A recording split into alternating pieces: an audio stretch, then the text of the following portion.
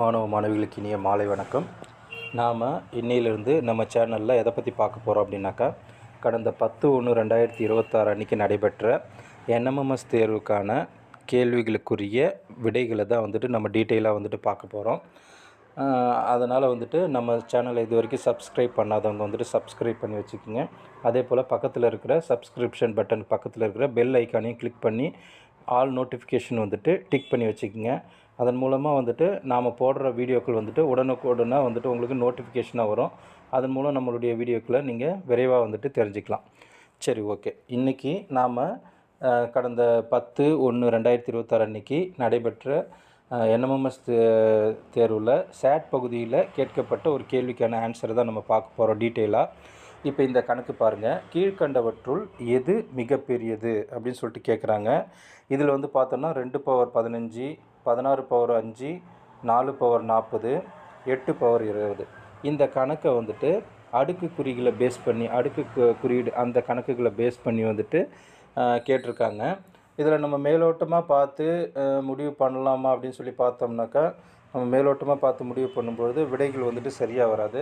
இந்த மாதிரியான கணக்குகளை நாம் எப்படி போடணும் அப்படின்னு சொல்லிட்டு நான் சொல்லித்தரேன். நல்லா கவனமாக பார்த்துக்குங்க, சரிங்களா? இப்போ இதில் இருக்கிறதுலே சின்ன நம்பர் எது அப்படின்னு சொல்லி பார்த்தீங்கன்னா, இந்த 2 பவர், அதாவது இந்த அடுக்குகளை விட்டுருங்க, அடுக்குகளை விட்டுருங்க.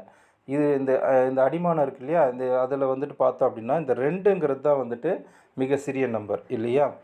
சரி, இப்போ அதே போல் இதை நம்ம ஈஸியாக கண்டுபிடிக்கணும். இதில் எது பெரிய நம்பர் அப்படின்னு சொல்லிட்டு கண்டுபிடிக்கணும்னா, மீதி இருக்கக்கூடிய இந்த நம்பர்ஸ் எல்லாமே 2னுடைய அடுக்காக நம்ம மாற்றணும். இதுதான் சின்ன நம்பர் இல்லையா?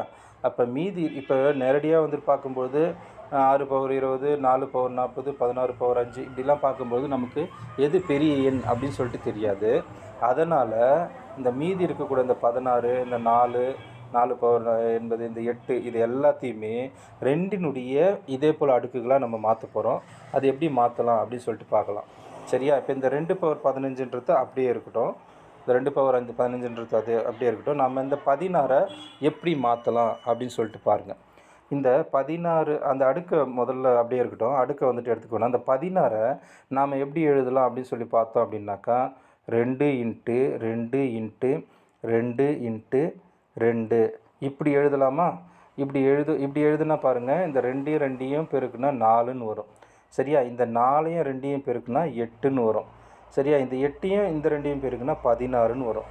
அப்போ இந்த மாதிரி பிரித்து எழுதும்பொழுது அந்த நமக்கு 16ன்னு ஆன்சர் கிடைக்கும். இதை நம்ம எப்படி எழுதலாம் அப்படின்னு சொல்லி பார்த்தோம்.